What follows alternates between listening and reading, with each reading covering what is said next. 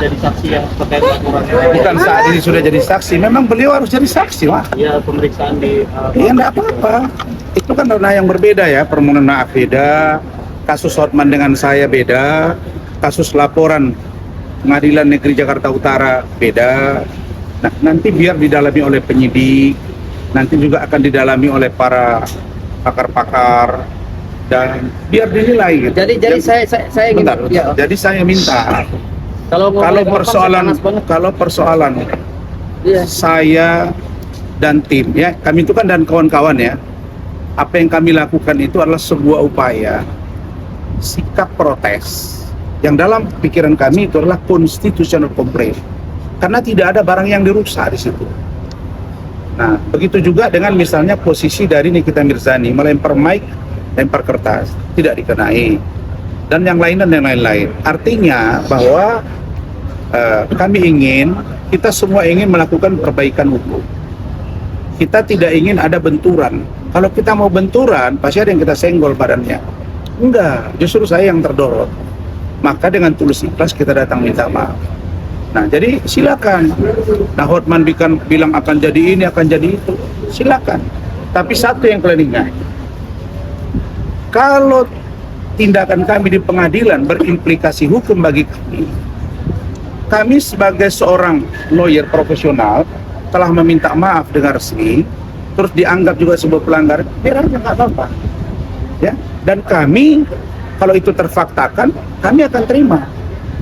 Tapi kalau Hotman, beda cerita, bos.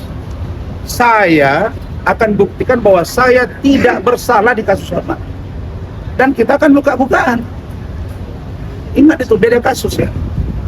Ya. Dengan Hotman, saya yakin saya tidak akan tenggelam. Yang ada dia pengecut. Ya. Ya. Tapi kalau di kasus saya dengan Mahkamah Agung, Pengadilan Negeri, Pengadilan Tinggi, itu hal yang berbeda. Ya, ya, ingat itu ya.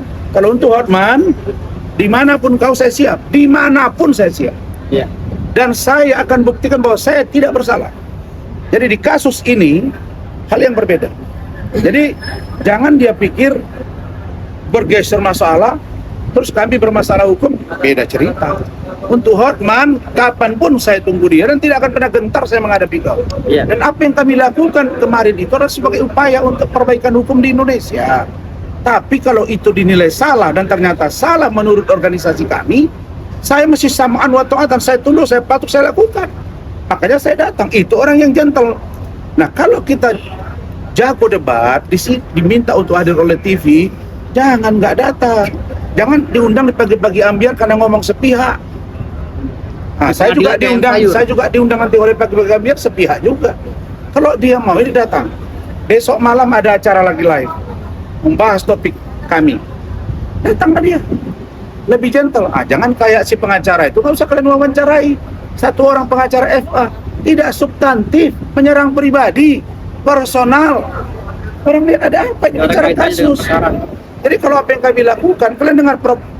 Gayus Lumbur, dia mengatakan tidak ada di situ tindak pidana. Kalau ada dianggap penghinaan ke lembaga peradilan dengan minta maaf, barunya selesai.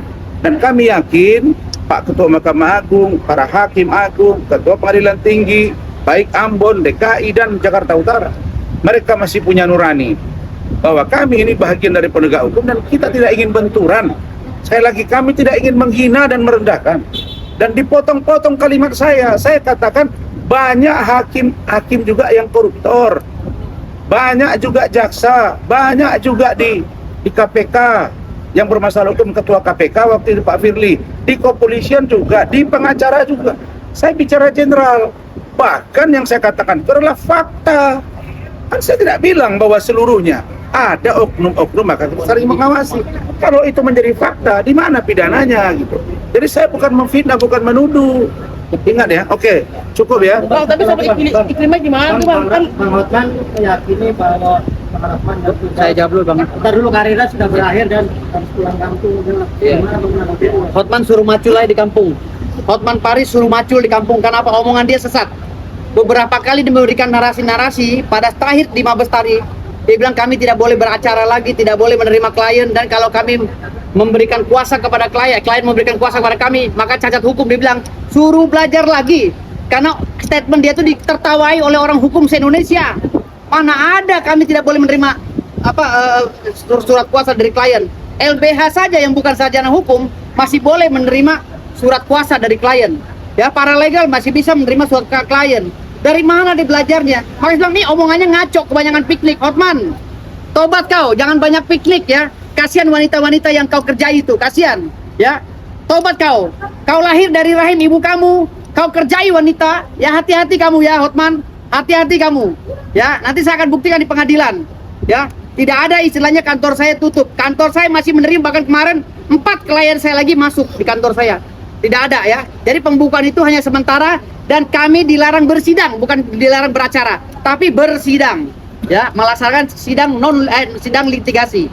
Jadi begini, Hotman itu sudah pantas dilabelkan sekarang sebagai pengacara medsos. Ya, bicara medsos. Buktinya nggak berani debat. Kalau jago head to head. Oke. Yang kedua, di mana dikatakan kami tidak boleh menerima klien? Semua proses ada kepolisian, kejaksaan, malah dia bilang mudah-mudahan jaksa menolak. Nggak ada kewenangan jaksa di situ.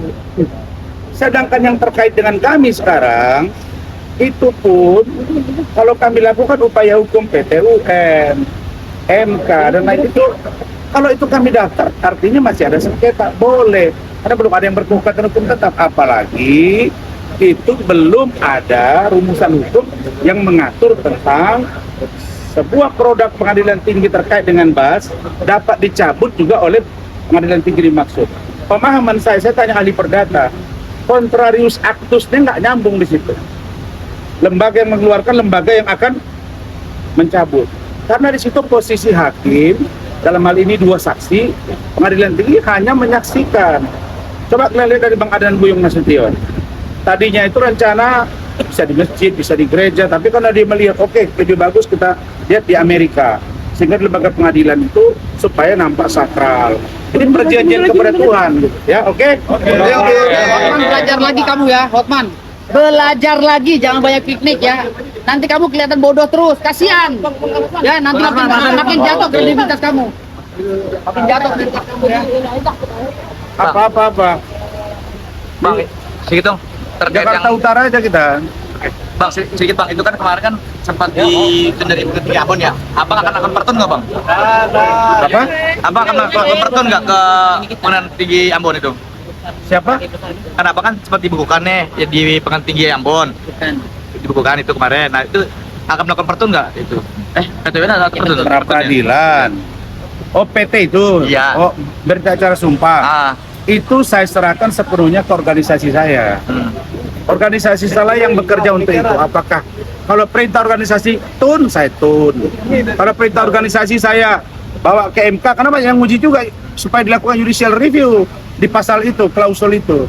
Nanti dilihat. Saya ikut saja. Saya datang ke sini meminta maaf sesuai perintah organisasi secara lisan dan tulisan.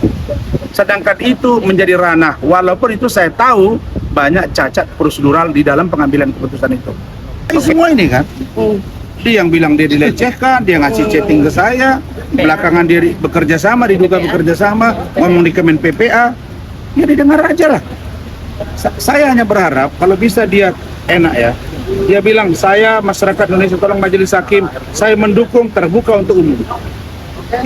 Hotman juga minta terbuka. Tapi dari iklimannya sendiri berarti nggak ada ini dong Bang? Apa? Iklimannya sendiri nggak muncul-muncul. Memang nggak berani ngomong deh dari kemarin. Tapi Abang berharap nggak sih kalau dia muncul juga? Iya dong, saya berharap. Gara-gara kasus Ya nanti kan tanggal 20 dia datang kan?